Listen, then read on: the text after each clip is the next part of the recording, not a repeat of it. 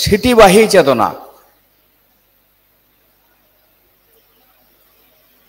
ঠাকুর বহু ধর্ম মানলেন না। ঠাকুর বললেন, ধর্মে সবাই বাঁচে বাড়ে, সম্প্রদায়টা ধর্ম নারী, ধর্মে জীবন দীপ্ত রয়, ধর্ম জানিস একই হয়। বহু ধর্ম হয় না। পার্থদা আপনি উপরে আসুন।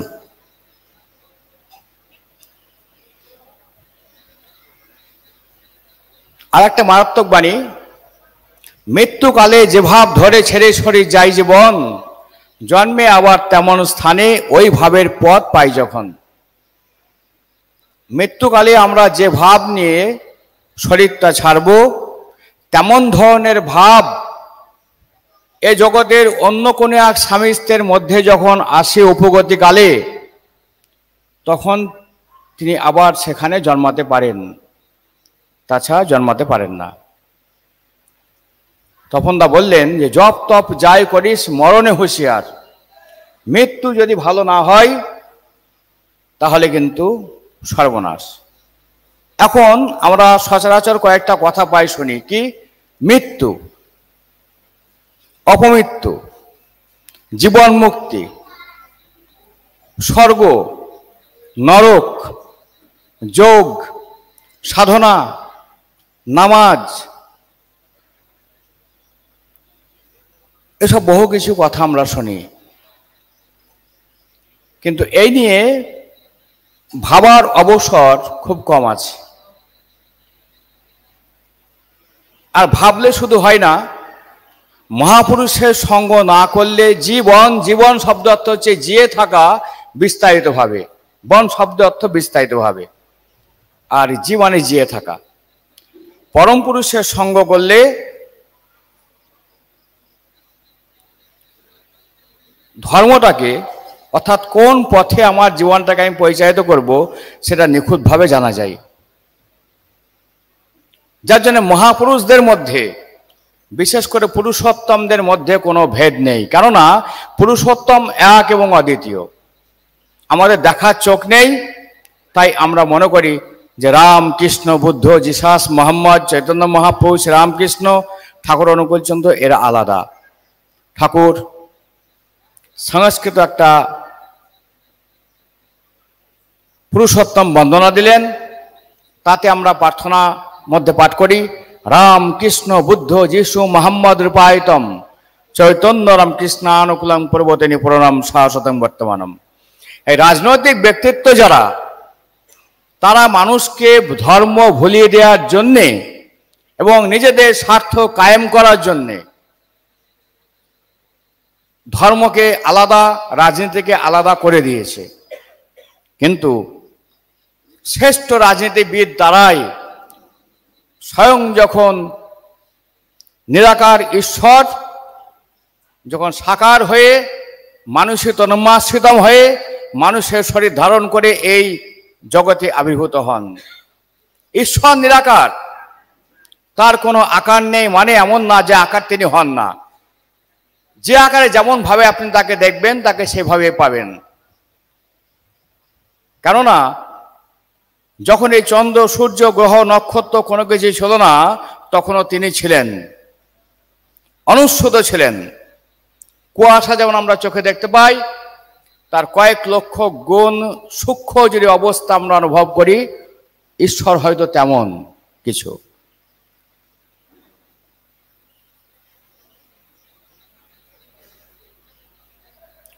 অণুকে ভাঙলে পরমাণু পাওয়া যায়। পরমাণুর নিউক্লিয়াস কেন্দ্রকে 7টা উপবৃত্তাকারে ইলেকট্রন কণাগুলো ঘুরছে। ইলেকট্রন কণাগুলো একটার সঙ্গে একটা ধাক্কা লেগে ফোটন তৈরি হয়, আলোকবিন্দু তৈরি হয়, তাই আমরা চোখে আলো দেখতে পাই, নাহলে আলোর সৃষ্টি হতো না। আর এই ফোটনকে ভাঙলে ফোটনের স্থায়িত্বকাল 1 সেকেন্ডের 10 লক্ষ ভাগের 1 ভাগ টাইম। আর এই ফোটন তৈরি হয় বলেই ফোটন ভর ছিটিয়ে দিয়েছে, যা আমরা ভর এবং ভার পড়াশোনা করেছি। কোনো বস্তুর মধ্যে মোট যে পদার্থ, তা বস্তুর ভর, আর কোনো বস্তুর ওপর মাধ্যাকর্ষণ শক্তির যে টান, তাকে বলা হয় বস্তুর ভার। এই ফোটন ভেঙে পাওয়া যায় গ্লুয়ন বা ঈশ্বর কণা বা গড পার্টিকেলস। এই ঈশ্বর কণা দিয়েই আমরা তৈরি। এই ঈশ্বর কণা এক ধরনের স্পন্দন বা ভাইব্রেশন, তা আমাদের প্রত্যেক কিছুর মধ্যে আছে। যা কিছু চেতন তার মধ্যে আছে, আর যা কিছু অচেতন তার মধ্যেও আছে তাদের মতো করে। তাই বলা হয় প্রাণময় জগৎ। এই যে গ্লোয়ান, সে কিন্তু জন্ম জন্মান্তর ধরে সংস্কার গ্রহণ করে। সংস্কার গ্রহণ করে বলেই আমার জানা নাই কালকে আমার হাতটা ভাঙবে না পাটা ভাঙবে না কোনটা ভাঙবে। কেননা ও কিন্তু তার মতো শত অটোমেটেড, তার মতো করে চলে। এখন এই আমার গ্লোয়ান কেমনভাবে সংস্কৃত হব, এটা কিন্তু আমার চলন চরিত্রের উপরে, ভাবধারার উপরে, কথা বলার উপর, দেখার উপর নির্ভর করে। মুশকিলটা হয়ে গেল যে আমরা ধর্মের সাজ পরলাম, ধর্মের পোশাক পরলাম, ধার্মিক সেজে গেলাম, কিন্তু হলাম না। তাই অবিকৃত পুরুষোত্তম প্রতিষ্ঠার ভেতর দিয়ে প্রকৃত ধর্ম চেতনা হয় এবং মানুষ ধার্মিক হতে পারে। পুরুষোত্তম শুধু হিন্দু না, পুরুষোত্তমের কোনো জাত নেই। মোহাম্মদ নবী সাহেব পুরুষোত্তম, জিসাস পুরুষোত্তম, বুদ্ধ পুরুষোত্তম। আমরা সব ভুলে গেলাম, প্রাচীন ঐতিহ্য আমরা সব ভুলে গেলাম। ঠাকুর কি বলল? রাজ শক্তি হাতে পেয়ে সতের পীড়ক যারাই হয়, নিজেও মরে পরকেও মারে, আনে আনে রাষ্ট্রের ক্ষয়। রাজশক্তি মানে পলিটিক্যাল পাওয়ার। পলিটিক্যাল পাওয়ার হাতে পেয়ে সতের যারা পীড়ক হয়, অর্থাৎ সৎকে যারা উৎপীড়ন করে, তারা নিজেরা মরে, অপরকেও মারে। আর কি হয়? রাষ্ট্রের ক্ষয় নিয়ে আসে। সবাই আন্দোলন করছে। কে আন্দোলন করছে? তাদের মেজরিটি পার্সেন্ট অসৎ এবং অধার্মিক। যারা চেয়ারে বসছে, বিভিন্ন চেয়ারে, তাদের মেজরিটি পার্সেন্ট অসৎ অধার্মিক। যারা রাষ্ট্র পরিচালনা করছে, মেজরিটি পার্সেন্ট অসৎ অধার্মিক। সব জায়গায় এরকম অবস্থা।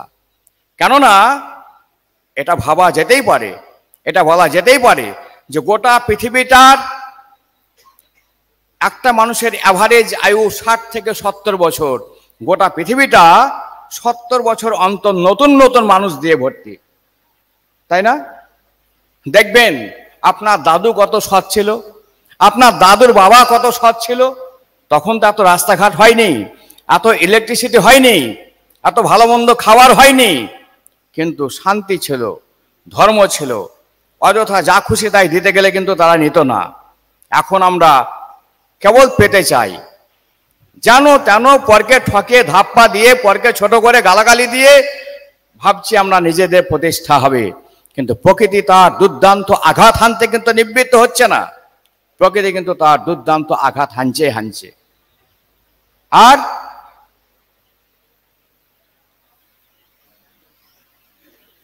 স্মৃতিবাহী চেতনা আমরা চাই।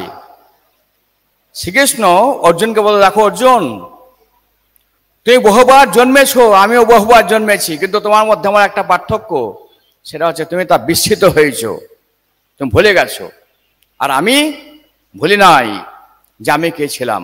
দেখো এই আকাশ বাতাস মাটি জল স্থাবর জঙ্গম কীটপতঙ্গ যা কিছু দেখছো সব আমার থেকে উদ্ভূত, আমার থেকে এসেছে, কিন্তু তুমি সেগুলো জানো না, ভুলে গেছো। কি করতে হয়? নিয়ত আমার চিন্তায় আমার সারূপ্য লাভ হয়। যে দিন রাত আমাকে চিন্তা করে সে আমার মতো হয়ে যায়। ধ্যানের বিজ্ঞানটাও কিন্তু তাই, নামাজের বিজ্ঞানটাও কিন্তু তাই। যাকে নিয়ে দিন রাত ভাববো তার অন্তরস্থ সম্পদ আমার মধ্যে ইম্পার্ট করবে, আমার সেলগুলো তেমন হতে থাকবে, আমার চোখ মুখ দিয়ে কিন্তু তেমন রে ঠিক রে বের হবে। তাই দেখবেন আপনি ট্রেনে যাচ্ছেন, বেশ কয়েকটা মানুষ বসে আছে, সবাইকে কিন্তু আপনার ভালো লাগছে না। ওর মধ্যে ওই একজনের পরে একজন বসে আছে, ওকে আপনার খুব ভালো লাগছে। কেন? The level of the thought, the wave of the thought, চিন্তার যে স্রোত, চিন্তার যে তরঙ্গ এক একজনের সঙ্গে এক এক রকম ভাবে মেলে, তাছাড়া মেলে না। একজন চোর বসে আছে, আর একজন প্রফেসর বসে আছে, আর একজন ডাক্তার বসে আছে। প্রত্যেকের কিন্তু wave of the thought is different. প্রত্যেকের চিন্তাধারা কিন্তু আলাদা। এই চিন্তাধারাগুলো কেন হয়? আমার যে সেল, সেই সেলগুলো যে রঙে রঙিন, সারাটা জীবন ধরে আমি যাকে যেমন ভাবে ভেবেছি, যত বেশি ভেবেছি আমি তার মতো হয়ে গেছি। কেমন ভাবে আমি ইভোলাইজড হয়েছি, বিবর্তিত হয়েছি। তাই সবার ওয়েব তরঙ্গ, সবার চিন্তা ভাবনার স্রোত কিন্তু সমান না। তাই মহাপুরুষ বলল, ঈশ্বরকে আমরা চিন্তা করতে গেলে কিন্তু ঈশ্বর পাই না, নিরাকার। কিন্তু তিনি কখনো কখনো দয়া পরবশ হয়ে তার বার্তা বহনকারী হিসাবে তিনিই আসেন, কিন্তু বলেন না অবতার নাহি কহে আমি অবতার। এ রাম কৃষ্ণ বুদ্ধ জিসাস মোহাম্মদ চৈতন্য মহাপ্রভু শ্রীরামকৃষ্ণ ঠাকুর অনুকূলচন্দ্র, এদের সঙ্গে ঈশ্বরের কোনো there is no any difference, কোনো পার্থক্য নাই, এক এবং অদ্বিতীয়। কেননা ঈশ্বর নিরাকার, তিনি মানুষের শরীর ধারণ করে সীমায়িত হলেন। অসীম যখন সসীম হয়ে সীমাতে লন স্থান, বৃত্তিভেদী টান হলে তুই দেখবি ভগবান। আর তাকে পেয়ে আমরা প্লাসের দিকে গেলাম। কি প্লাস? যত তাকে ভাববো, যত তাকে ভালোবাসবো, যত তার ইচ্ছা পূরণের জন্য ব্যস্ত হব, আমার সমস্ত সেলগুলো তাতে উদ্গীব হয়ে উঠবে, তার রঙে রঙিন হয়ে উঠবে। আর অন্যদিকেগুলো মাইনাস হবে। কি মাইনাস হবে? আমার যে আসক্তি, সকাম ভাব, ছেলের প্রতি মায়া, বউয়ের প্রতি মায়া, নাতনির প্রতি মায়া, মাসিমার প্রতি মায়া, বাড়ি ঘরের প্রতি মায়া, এগুলো আস্তে আস্তে কমবে আর উপলব্ধি আসবে যেগুলো কিচ্ছু না। এই যত প্লাস হতে থাকবে ঈশ্বরে, তত আসক্তি শূন্য হতে থাকবো। আর তত আমার যে এক্স্যাক্টলি স্বরূপ, আমি যে আত্মা, কি আমার ক্যারেক্টার, কেমন আমি হতে চাই, কোথায় আমি ছিলাম, সেগুলো আস্তে আস্তে আস্তে আস্তে ছবিগুলো আমার চোখের মধ্যে ভেসে উঠবে। আমি স্মৃতিবাহী চেতনার দিকে এগোবো। তাই যতক্ষণ পর্যন্ত মানুষ আসক্তি শূন্য হয়ে আত্মা স্বরূপকে দর্শন করতে না শিখবে, স্বয়ে উপস্থাপিত হতে না পারবে, স্বয়ে অবস্থান করতে না পারবে, ততক্ষণ পর্যন্ত স্মৃতিবাহী চেতনা কিন্তু লাভ হবে না। অথচ খুব সুন্দর ব্যাপার, এত পাপ এত পুণ্য চিন্তা ভাবনা করে কোনো লাভ নেই। অবতার মহাপুরুষ যখন আসে, তিনি জগতের সবার জন্য আসেন, এমনকি খড়কুটোর জন্যও তার আসা। তাই পুরাতন গাড়িগুলো বিক্রি করতে গেলে বা বিক্রির কথা আসলেই আমার মন খারাপ হয়। গাড়িটা বলতে চাইছে, ও এতদিন আমার বুকের উপর চেপে তুমি বেড়ালা, আর আজকে আমি খুব পর হয়ে গেলাম, তোমার মায়ের যদি হাতটা ভেঙে যায়, তোমার মাকে গঙ্গার জলে ছুঁড়ে ফেলে দিবা? ঠাকুর বলছে, বাসনগুলোকে যখন বিক্রি করতে যাই আমার খুব খারাপ লাগে। বাসনগুলো বলে, আমি এতদিন আমার উপরে তুমি খাওয়া দাওয়া করলা, এখন আমি বুড়ো হয়ে গেছি, আমার কানাটা ভেঙে গেছে বাসনের, তুমি আমাকে ছুঁড়ে ফেলছো?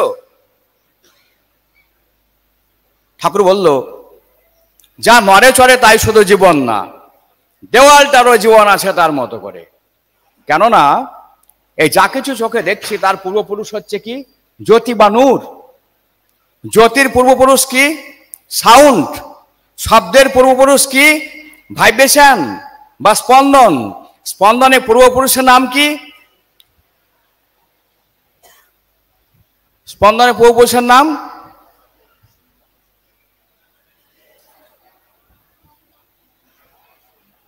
সমাধিস্থ অবস্থা।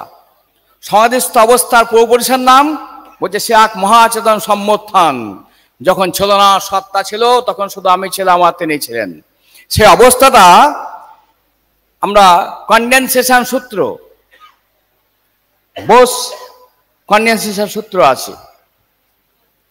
সেই বস্তুর অবস্থা কেলভিন স্কেলে 0 ডিগ্রিরও নিচে। সে একটা অনুমান করা যায় না এমন তোর একটা অবস্থান। তাহলে ঈশ্বর ওই জন্য নিরাকার। সেই যে নিত্য শুদ্ধ বুদ্ধ প্রাণের প্রাণ, এক অব্যক্ত পরমানন্দ অবস্থা, সেই অব্যক্ত অবস্থায় একমাত্র আল্লাহ বা ঈশ্বরের বুকে ছিল যখন তিনি শব্দায়িত হননি, যখন শব্দের সৃষ্টি হয়নি তখন। আর তা যখন চেতনা প্রবুদ্ধ হয়ে উঠল যে না, এবার আমি চেতনা প্রবুদ্ধ হয়ে উঠব, জগতের সৃষ্টির জন্য। তিনি নিজে সৃষ্ট হলেন, সৃষ্টি কিছু করেননি। ঈশ্বর কখনো কোনো কিছু সৃষ্টি করেনি, তিনি নিজেই সৃষ্ট হয়েছেন। তিনি নিজেই দেওয়াল হয়েছেন, তিনি নিজেই আকাশ বাতাস মাটি জল যা কিছু চোখে দেখছি তিনি হয়েছেন। তাই তিনি যখন সব হয়েছেন, সবটাই তিনি বলে ভাবতে অসুবিধা কোথায়? আর যখন তাকে পেয়ে গেলাম তখন তো আরো ভালো, যে তিনি এত অনন্ত অসীম সসীম হয়ে আমি চোখের সামনে তাকে দেখছি, তাকে একটু চুমু খাচ্ছি, তাকে একটু ভাবনা চিন্তা করছি, তার একটু হাত পা টিপে দিচ্ছি, তার একটু সঙ্গ করছি, তার প্রত্যেকটা কথাকে মন্ত্র বলে মনে করছি, তার প্রত্যেকটা নির্দেশ এবং নির্দেশ মানার চেষ্টা করছে আমার জীবনে। আর এর ভিতর দিয়ে কিন্তু ধর্মের মূর্ত প্রতীক হওয়া যায়। তখন মানুষ বলে যে এ যদি এত ভালো হয়, এ যদি এত শক্তিমান হয়, এর চলন যদি এত সুন্দর হয়, তাহলে এর গুরুর চলন কেমন? আর জয় রাখবেন, নমস্কার, গুরু কখনো কোনো মানুষ হয় না, তিনি প্রেরিত পুরুষ। এ রাম কৃষ্ণ বুদ্ধ যিশু মোহাম্মদ চৈতন্য মহাপ্রভু শ্রীরামকৃষ্ণ ঠাকুর অনুকূলচন্দ্র, এরাই কিন্তু জগতের গুরু। আর তার হয়ে যারা দীক্ষা দেয় তারা গুরুমুখ। সে কখনো মহারাজি বলুন, পীর সাহেবী বলুন, গুরুমুখ এরা সবাই। এরা কিন্তু মন্ত্রের সৃষ্টিকারী নয় বা মন্ত্র দর্শনকারী নয়। এরা on behalf of the avatar purush prophet, they impart the cult or bijnam or Satnam etcetera. আবার এই একটা মানুষ কেমন করে চলবে? কেননা মানুষের প্রকৃত মঙ্গল লুকায়িত থাকে তার অভ্যস্ত চালচলনের অন্তরালে। যে মানুষটা যে চালচলনে অভ্যস্ত, তার অপোজিটে প্রকৃত মঙ্গল থাকে। আমি পেচ্ছাপ ফিরে জল নেব না, নিতে আমার অভ্যাস নাই, তো ভগবানের দেওয়া যে বিধান বা মঙ্গল তার সঙ্গে আমার ঝগড়া বেঁধে যায়। হ্যাঁ, ভারী আমার 3 দিন এসে একবারে ভগবান হয়ে গেছে, পেচ্ছাপ ফিরে জল নিতে হবে, এটা বলে। আলুর চোকার মধ্যে প্রকৃত ভিটামিন আছে। আমরা ভদ্রলোক, আমরা আলু চোখা খাই না, ফেলে দিয়ে আলুটা খাই, আর আলুটা খেলেই পেটের গন্ডগোল। পেটের মহা ঔষধে আলুর চোকার মধ্যে আছে।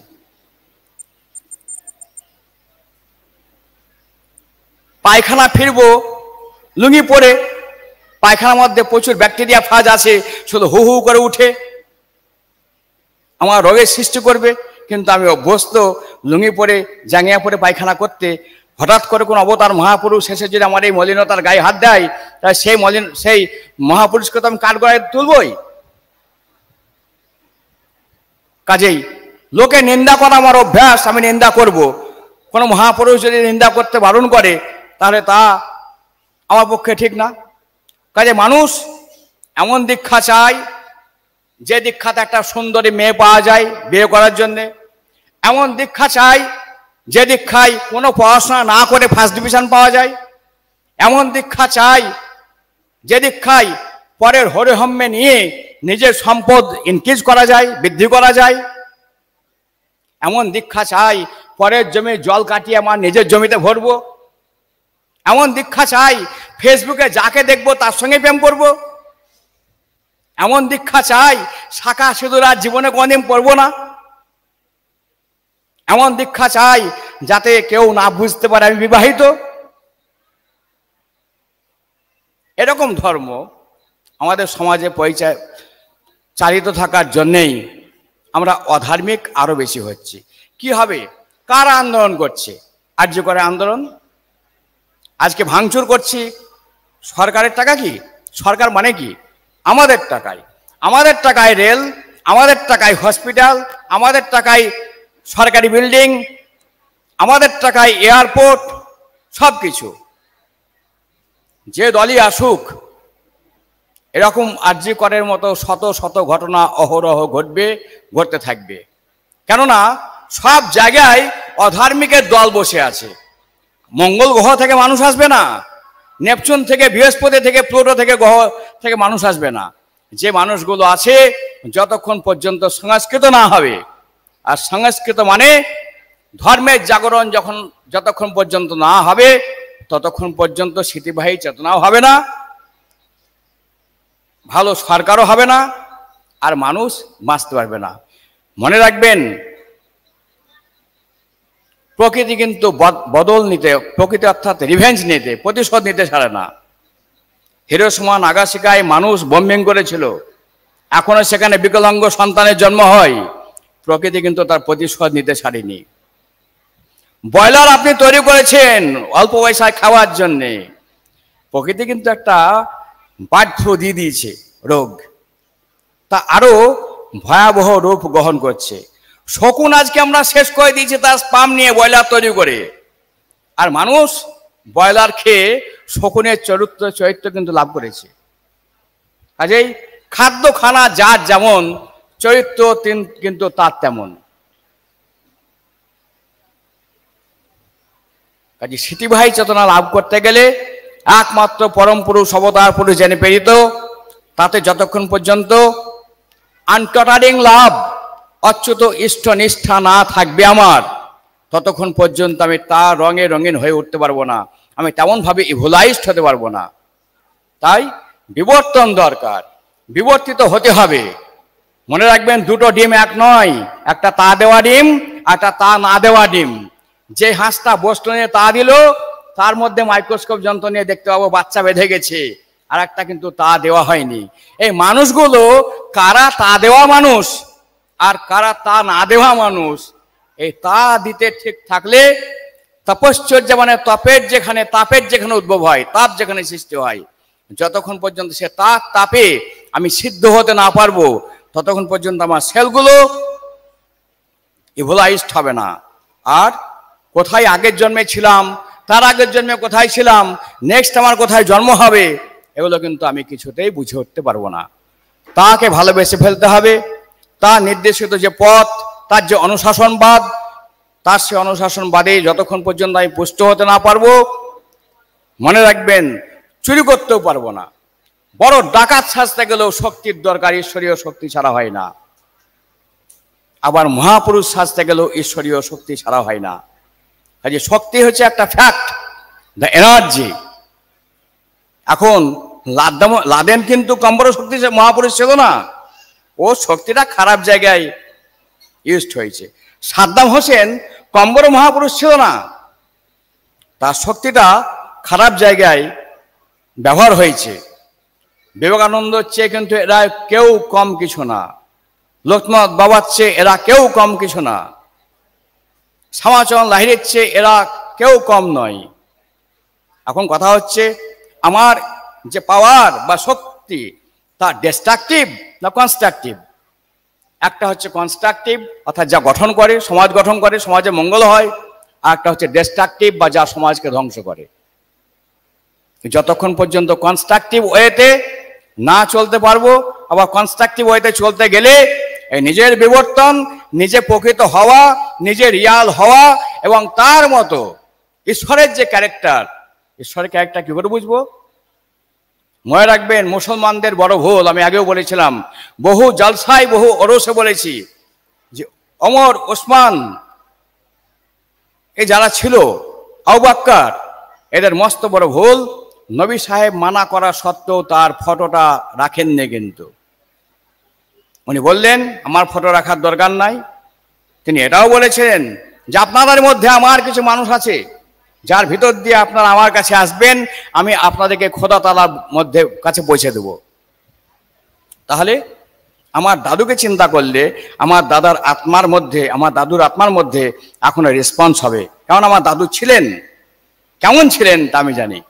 হিন্দুদের বহু পৌত্তলিক পূজা অবৈধ শ্রীকৃষ্ণ বলেছিল, আমি একা না। পুরাণের মধ্যেও আছে যে বহু দেবতার করলে পূজা, ইষ্টনিষ্ঠা বিহীন রাগে সব সংগীতি যাবে ভেঙে, দেখবি অন্ধত্তম জাগে। কেননা কোন কালীর রূপটা আসল, কোন সরস্বতীর চেহারাটা আসল, কোন কালীর চেহারা আসল? 50 জন কারিগর 50 রকম কালী বানায়, বিষ্ণু বানায়, সরস্বতী বানায়, লক্ষ্মী বানায়, আমরা কিন্তু জানলাম না যে কে আসল। তাই একজাক্ট যে চেহারা, সীমায়িত তার যে চেহারা, তাকে আমি চিন্তা ভাবনা করতে করতে তার যে অন্তঃস্থ সম্পদ আমার মধ্যে ইম্পার্ট করবে, আমি তেমন হয়ে উঠবো, সেই সুযোগ থেকে আমি বঞ্চিত হলাম। মুসলমানরাও একইভাবে প্রকৃত ধর্ম অনুশীলনের ক্ষেত্রে বঞ্চিত। তাই আজকে থানায় সবচেয়ে মুসলমানের ভিড় বেশি, সবচেয়ে মুসলমানের এগেনস্টে কেস বেশি।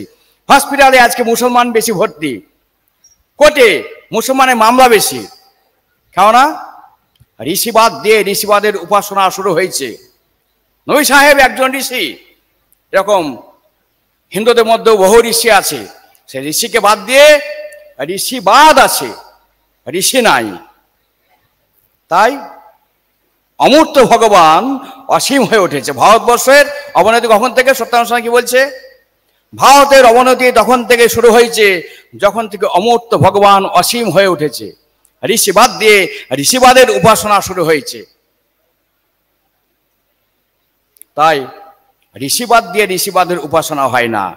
অবিকৃতভাবে পুরুষোত্তম প্রতিষ্ঠার ভেতর দিয়ে প্রকৃত ধর্মকে জানা যায়, মানুষকে মঙ্গলের পথে পরিচালিত করা যায়। We can convert the mind of the people to the spirituality and we can be the spiritual leader in the world, otherwise not, it can not be done. এই বলে তাকে ভালোবাসার আর্জি জানিয়ে, তার পথে চলার আর্জি জানিয়ে আমার বক্তব্য শেষ করলাম।